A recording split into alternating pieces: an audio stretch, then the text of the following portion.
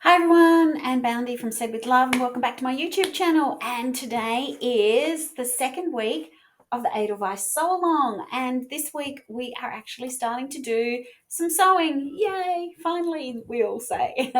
So this week we are going to be doing the flower corners. Now you sort of think, oh gosh, flower corners, we can get them done in no time flat.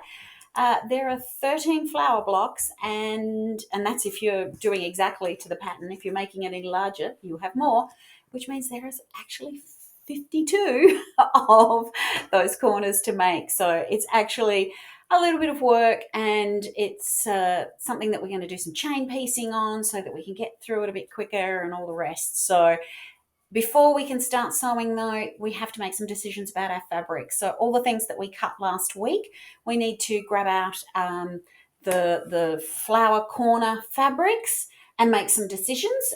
That's sort of outlined in the pattern, but basically we're looking to determine what fabric we're going to use for our center blocks, and then what flower petals we're going to have with those centers, and then the green centers.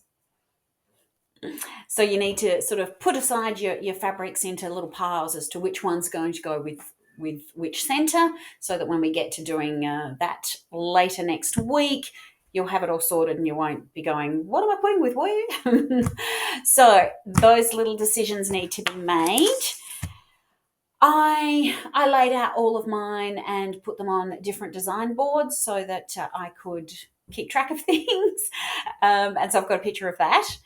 So once you've got all of that sorted, we can start to do some sewing. And the first thing we're going to do for today with the flower corners, and then next week with the flower centers, is doing some snowballing of corners. Now, if you haven't heard that term, you might have heard stitch and flip corners or some other term like that. But basically, it's when you've got one piece of fabric and you're putting a square, smaller square, on a corner. You're going to stitch along the diagonal, trim the corner a quarter of an inch away from your stitched line, and then press your corner back so that you've got a little snowballed corner.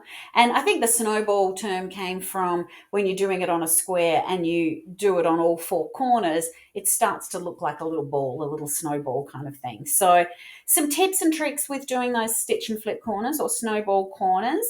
You can either draw a line on your little square so that you've got a line to follow.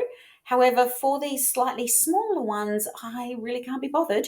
And when you start adding up how many you're going to be doing, it can be a bit time consuming. So I use Cluck Cluck Sew's diagonal seam tape on my sewing machine. So I've got a picture of that as well. It is a game changer. It makes things like these snowball corners so much easier. You basically line up where that center line is, so where that tip of your square and that tip of the square on the line on your sewing bed, and you just follow it along. It's nice and simple, so you don't have to do the drawing of the lines. A couple of other tips is how well you have cut your square out. Is it really actually a square? So that can be very problematic if you don't sort of get your squares square, because what you're going to do is actually line up this line and that corner with the fabric below.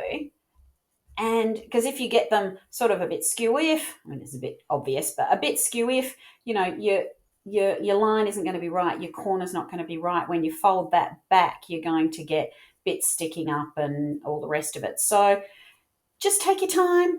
As with everything in quilting, it's always just take your time, do it nice and slowly until you feel a bit more confident, and then you can speed things up. Once we've done all of those stitch and flip corners or snowball corners, we've got some pieces of fabric to add around each flower corner. So again, a little bit more sewing.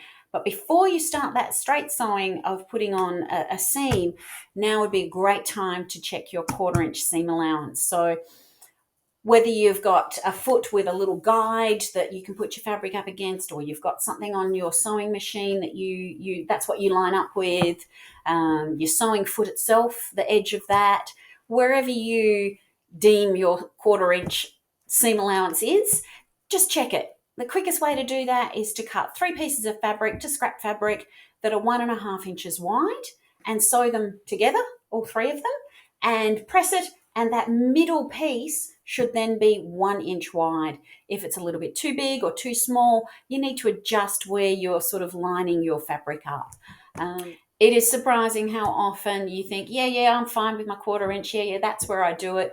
You do a few pieces, start putting them together, and suddenly realize that you're just that little bit off. And by the time you've added up lots of pieces of fabric, it's made a 1/2 inch difference or 3/4 of an inch difference. So I do that often. So check your 1/4 inch, just make sure, and then you can get sewing and do all of your flower corners. Now, one other point, I don't know whether you worry about this, but I certainly do. Directional prints. So in the kit, there is this lovely floral, which is a directional print. The flowers have one direction and one direction only.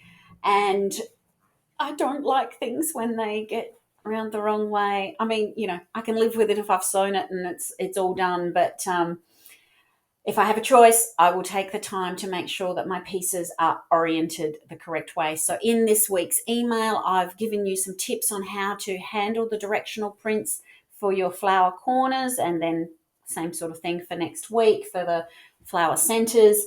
And also then I selected this directional print as one of my inners, which we do next week anyway. And they're also directional, so I had to just spend those little few minutes extra making sure I had them around the right way and I wasn't stuffing something up. Okay, so I think that's it for week 2. A little bit of chain piecing, just meditative sewing, sitting there doing your little snowball corners and starting to play with this beautiful fabric or your fabric from your stash, and starting to see some little sections of blocks come together. So hope you have fun. Look forward to seeing you posting about it on socials with the hashtag Edelweiss SAL, sewalong. Or if you're in my Facebook sewalong and quilting group, again, there's a link for that below. Show us what you're doing, how you're going, ask questions if you've got any, whether it's in the middle of the night for me or middle of the day, someone will answer and I'll get to it when I get a chance. So thank you very much for watching, and I look forward to talking to you next week. Bye.